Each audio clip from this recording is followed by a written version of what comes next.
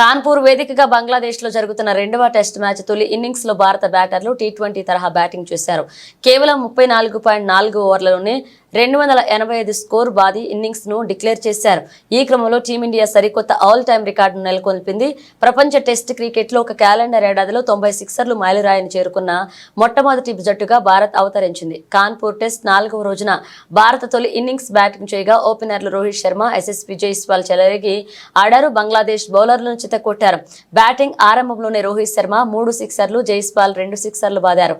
వీరిద్దరి దాటికి భారత్ తొలి 3 ఓవర్లలోనే 55 పరుగుల స్కోర్ అందుకుంది. ఆ తర్వాత కేఎల్ రాహుల్, ఆకాష్ దీప్ చెరో 2, కోహ్లీ, శుభమాన్ గిల్ చెరో 1 చొప్పున సిక్సర్లు బాదారు. దీంతో ఈ ఏడాది టెస్ట్ లో భారత్ అందుకున్న సిక్సర్ల సంఖ్య 90కి చేరింది. దీంతో ఇంగ్లాండ్ రికార్డును భారత్ బద్దలు కొట్టింది. 2022లో ఇంగ్లాండ్ 89 సిక్సర్లు సాధించగా ఆ రికార్డును భారత్ చెరిపివేసింది.